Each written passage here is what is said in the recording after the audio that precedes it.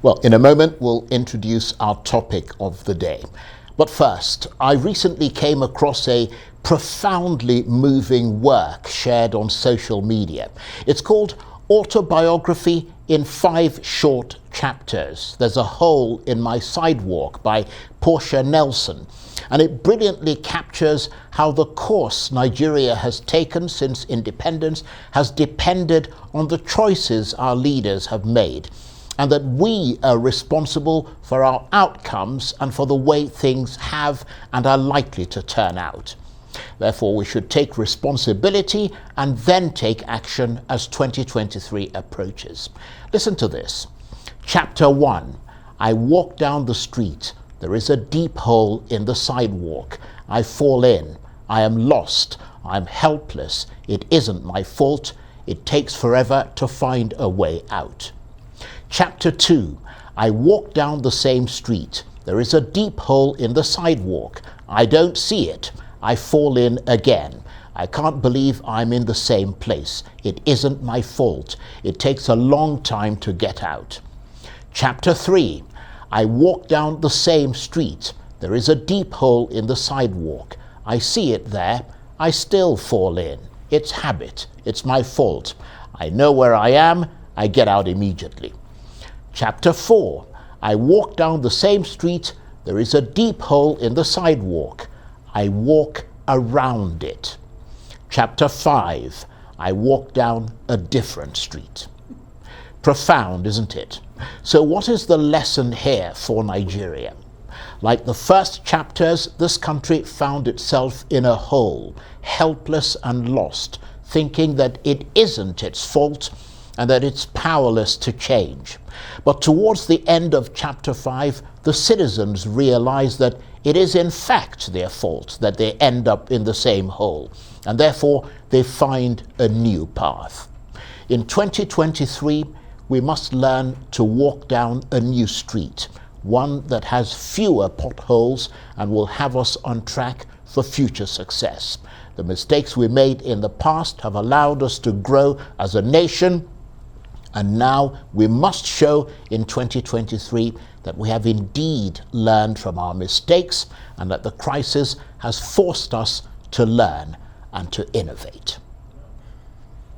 Now, to the rest of the program. How can the 2023 election and the road leading to it be made a tribute to the power and importance of the Nigerian electorate and the good governance activism of the people of this country?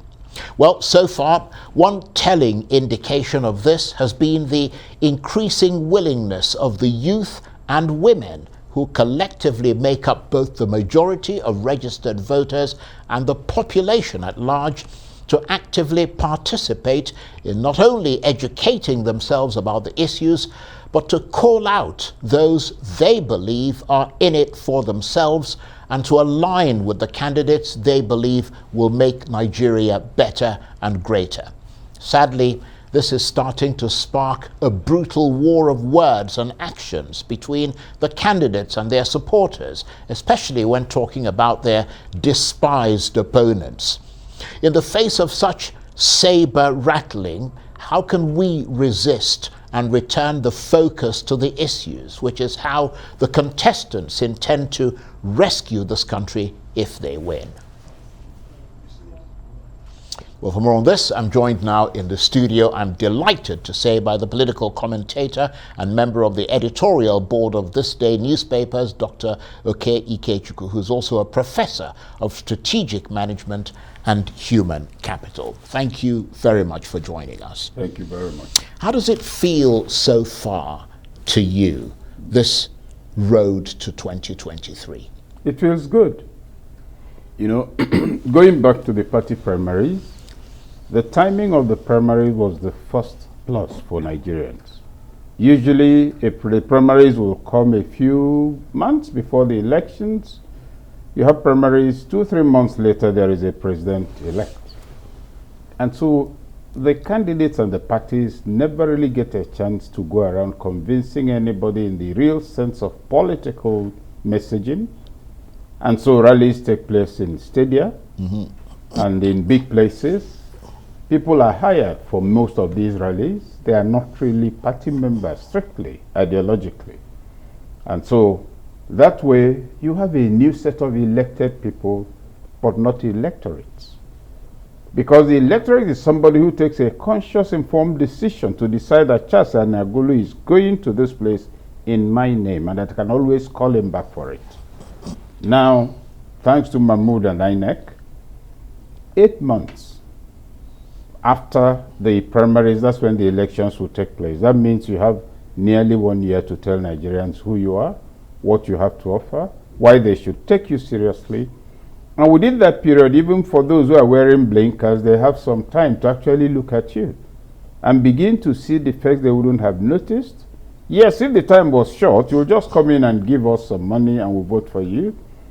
Within the longer period on the table, you find people asking themselves, is this man or this woman he's not really giving us money because he loves us. No. And in any case, this is probably our money he took before. And let me think about it. The last time, yes, he gave us money, but we didn't see him for 4 years. So you see, some form of social consciousness begins to develop. People begin to wake up, and that's what's happening now. As you can see, most of the parties are learning to do what they've never been doing, which is campaigning. And let's stretch it a little on the matter of the point I made about the electorate. You find that, let's suppose there's a rally in anywhere, Abeokuta, wherever, in the stadium, Omahia Stadium, and what you get is a full stadium. Most of the time, the people are brought there by buses. They are paid something. They are not necessarily party members. They are not necessarily convinced followers. They get there by 8 o'clock in the morning. The big men arrive at around 1 p.m., by which time the sun had beaten the smoke out of all of them. They are angry, they are hungry, there's no refreshment. There's some 500 they will be given after the event. They are hissing, but they have to sit there because the bus will take them to the various locations. And that's why you find that in these campaigns, when you call, whatever party you call, the people are too perched to respond. And so the big men get on the stage, talk to themselves, because really there's no persuasion there. Now there's no followership. And then you overhear somebody, probably an organizer who had come for it, he said, oh, before this political season ends, I'll get at least 5 T-shirts. He will use it to do his work. That's what is in it for him. So looking at the milieu, looking at the environment, what is happening is that there is developing now greater political consciousness towards demanding responsibility from leadership and elected individuals. And what are the precipitating factors? Insecurity, hunger, absolute proof of irresponsibility on account of those elected, lack of access to anybody that could explain anything. And you see that everything is going downhill. And on top of it, there is what you might call conspicuous consumption by those who should do something about it. And they are facing an elite that cannot be embarrassed when all the roads are bad, when there's insecurity, and they all have private policemen around it. So you find that the people are beginning to realize, look, we matter. I just lost my cousin, why should I? And so putting all of that together, what I see is that there is a growing percentage of Nigerians who would want to tell themselves, and listen, whoever is going to drive this vehicle, whoever is going to hold this steering from 2023, we just have to know where he's driving us to. That's a very good analysis and a very good way to open the discussion. But you did mention something about the length of time that we have between the primaries and the actual vote. Doesn't that strike you as giving people more? I mean, people are sort of getting a little bored. I mean, on one level, I mean, you can see that the rhetoric is getting harsher because the politicians don't have much more to say. The saber rattling is getting louder, and the vitriol between the parties, their supporters, and so on is getting more vicious. I mean, what message does that send about how heated things are going to be when the election proper arrives in 2023? Because this is all building up to that time. You know, there's this saying that it's not the size of the fight in a man that matters. No, it's not the size of the man in a fight that matters, but the size of the fight in him.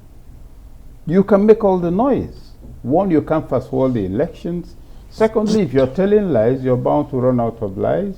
Thirdly, if you're screaming, you lose your voice. And so there's absolutely nothing to worry about in the saber rattling.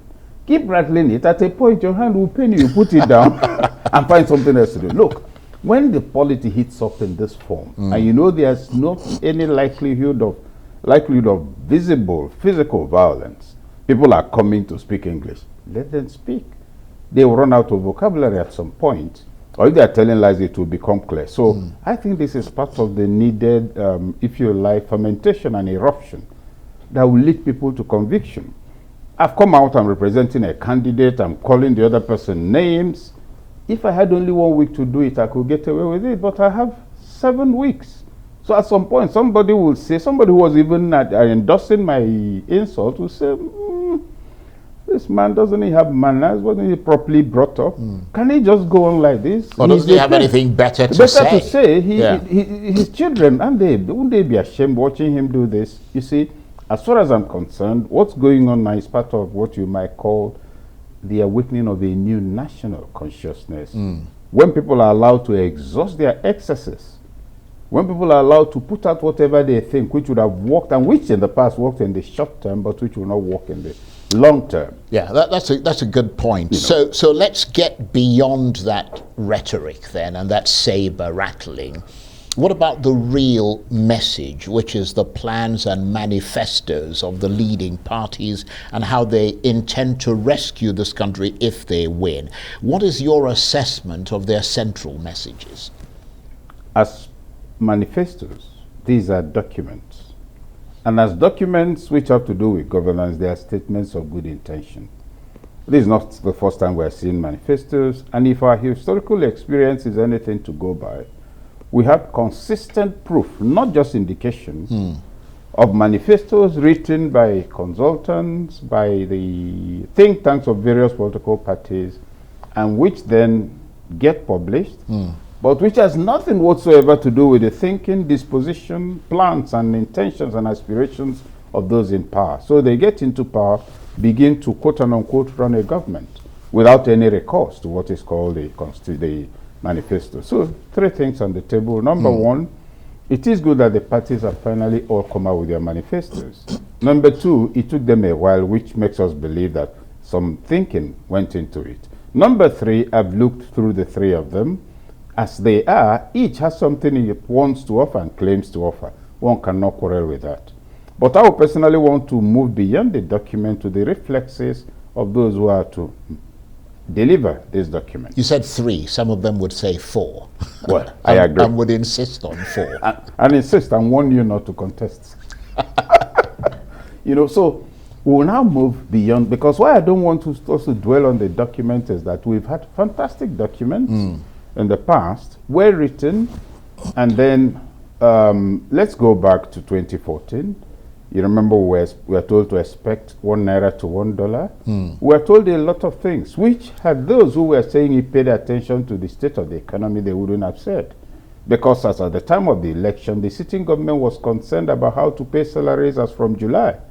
The incoming government was sure everything would be all right, insecurity would disappear, even though it had no plans for it. Now the government took off, and people referred to the manifesto, and a few people pointed out, listen, you were the ones who wrote the manifesto.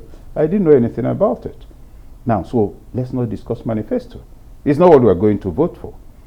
You have limited literacy, you have a little attention to even the manifesto, so let's look at the candidates. What are the reflexes we are seeing from them which indicate that even if indeed they own the manifestos, they would speak to it in terms of action? How have their campaigns been going? Real Nigerians don't live in stadia. They live in villages. Real Nigerians are not the people you address. They say, okay, sometimes, the way to get to Nigerians is that these documents, you also put them in Igbo, Hausa, and, the 3 major Nigerian languages, print millions of them, and it's going to Nigerians. I run campaigns. What's the simple logic? What's the level of literacy in English? Among those who are literate in English, how many are reading your manifesto? You're printing the one in Igbo. My uncle will read it, or my cousins in the village, or yours in Ijebode. So these are just means of expending money. And in any case, there's a certain amount of literacy that's required to read in any of those languages. And in the case of the indigenous languages, you're on your own most of the time. But it then gets recorded as proof of communication effort, whereas in fact what you have is proof of expenditure on communication material.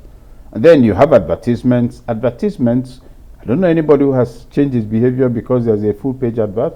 So you find that the parties, the bulk of the expenditure, and this has been the pattern, is on adverts and all of that. So record of expenditure mistaken for communication. Now, coming to the substantive matter of the reflexes I mentioned, all of these candidates, how are they carrying on? How they are carrying on will give us an indication that these are people who are likely to pay attention to promises made in their manifestos. What has been their campaign? So if we look at the three front runners, for instance, how many of them are going beyond stadia? That's, you have this in this stadium to people, to power, what I call power centers. Assuming I want to speak to the people in Kano, and I go and talk in the stadium, they will fill it up for me. But assuming I go there, I come to see the emir, right? That's a power center. There's this imam, there's this village head. I'm talking to the people whom the people there respect. And if those people take me seriously, I'm making mileage. But I go to the places where we are used to going in our fraudulent campaign and I'm not having access. So you then watch the reflexes of the candidates themselves and of those who work for them, who represent them. How is their communication going, both in terms of vocabulary, how many people can understand them, what kind of platform do they use, is it mostly elite platform? And so if you look at the three candidates, you'll notice that the Labour Party candidate has been going to the kind of what you might call funny places where presidential candidates don't bother to go to. Yeah, but the NNPP candidate will make the same argument. Oh, yes. That he's been going into all the nooks and crannies of the country. The same argument is valid for him. So that's something a positive. So I'm not isolating any. I'm saying that if you look at the NNPP guy, you look at the man in Labour, and I actually expected that somebody like Shore would also do that, but he might have challenge of logistics. I don't suppose he's as well funded as some other. Now, what point am I making? A president is going to be president of Nigerians, and Nigerians are not in urban areas. Some Nigerians are those who float on the surface, less than 1%. What are they doing that makes you think that, oh, this man or this woman is a kind of person who will understand the issues? We have challenge of education in the north. The candidates have said they will do a lot of things about it. But which of the candidates has a record for intervention in that regard? Look, between us, the general impression is that, no, the fact is that education is not doing very well in the north. But there's then the wrong impression that there's something almost genetic about it. Simple matter. You take me to a Quranic school. I go there. I memorize the Quran, all of it, and recount it flawlessly. That's proof of exceptional intelligence. But you see, you've not capacitated me to play in the economy. So you've not given me a means of livelihood.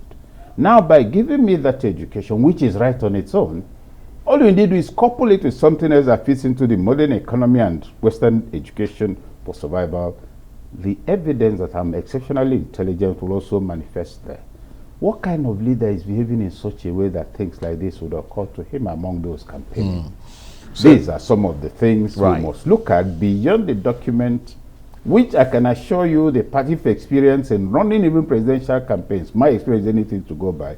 You won't find up to 3% of the drivers of the party who know what's in that document. Well, that's why we've got you here, because we know you've been looking at those candidates. Do you detect a new seriousness and a new honesty on their part this time around, with the dignity and respect of Nigerian people at its core, a new determination to be truly effective in the lives of Nigerians? Or is it more the same old, in other words, promises?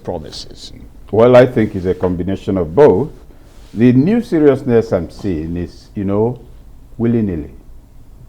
You see that you just must become serious because people are making new demands. And so you're forced to say things differently, you're forced to... But that doesn't necessarily tell us that when they get into office, they're going to respect those Precisely. things. That's why we have to now look more closely. Right.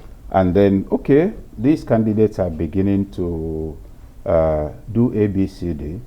What's the electoral value of what they're doing? APC candidate went to Chatham House. Other candidates, they're doing all kinds of things. If you put all of that together, what impression do you get? That we are working towards talking to Nigerians, convincing Nigerians? I think not. I think that some of the candidates are watching with consternation the gestures and actions of their the co-contestants and trying to see how to measure up with that. And so you see that whereas the efforts are increasing, there's a reluctance, I don't want to use the word willingness, to step forward, because they're not used to saying anything, they're not used to doing anything, they're used to people talking on their behalf. And so, yes, we are having, you can see we are moving the people. I get on a podium, I speak, I'm just talking to myself. That's a new thing they have to learn. And if you ask me, there's enough time to make a slight difference, modification to the approach they're adopting, because they're still doing the elite thing we do. Take, for instance, I think there was this visit about 4 weeks ago to Bauchi State by the PDP presidential candidate, the campaign DG, and a few other stakeholders. They went to meet with the governor and gave a briefing that yes, they are trying to sort out all the gray areas to ensure success in 2023. A few days later, the man they went to visit came out and said the presidential candidate is on his own. He's after him. That's not even just the issue. But you look at it, you are trying to convince us you want to be president. Now, I'm a man, I want to become the Igwe of my place. And 3 of my wives have been quarreling for the past 6 months, and I'm unable to resolve the quarrel. The children are even hitting at each other. There's commotion in my compound. Would you want me to be the Igwe of the town? That's a challenge the PDP has. That more than 4 months after the election, it's unable to resolve its internal issues, and that the party is not asking itself, what's the electoral value of the people on account of whom we are throwing stones at each other? In their own state was the electoral value. In the wider Nigerian state was the electoral value. And so, am I demarketing myself? Am I giving the impression I can't really manage crisis, even though I'm called a conciliator? These are things people are not weighing, and they are hoping that the observers will vote for them. I don't know the kind of logic that is supposed to be. Then you look at, of course, you look at the obedient movement, Peter Obi and his people. Popular, right? But are they warehousing it? If, for instance, you have all these things going on in many places, the people in town A have been doing this, let them meet those in town B, the leaders, that kind of coalition. So they need greater organization. They need also, fortunately, the attempt to suggest that, some were quite vociferous in all of that. The attempt to link it directly with the candidate or the party didn't work. But the truth of the matter is that success in this business is about how you come across ultimately. Right. Are you reassuring to the people? Do they find you believable? Then you move to the APC candidate. Of course, I'm talking about the major front runners. Look, there's this thing that, Muslim ticket, it was strong. I think the APC missed an opportunity to make an important point about Bola Tinubu. He was governor for 8 years. He was a Muslim. Nobody knew. His cabinet, do you get it? And he has Muslims right in his own family. So they lost the opportunity to market him in that angle. Right. The other challenges, of course, will be in the area of personal identity, issues of who he really is, etc. And worst of all, the fact that he celebrated a 70th birthday not too long ago. And then knowing the age, rumored now, I would say, to have been the age when he was governor.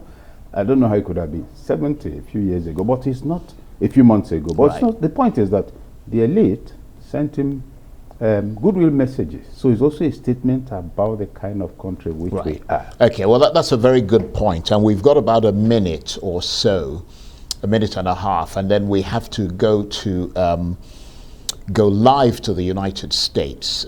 We've got about a minute. Is it your sense then that this election, given all the things that you've said and the assessment that you've made, and we've talked for over 25 minutes, you should right know now? that. Absolutely.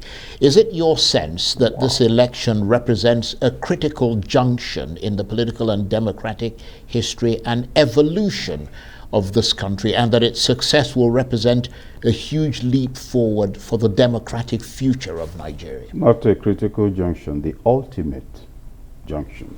We miss it now, we miss it permanently.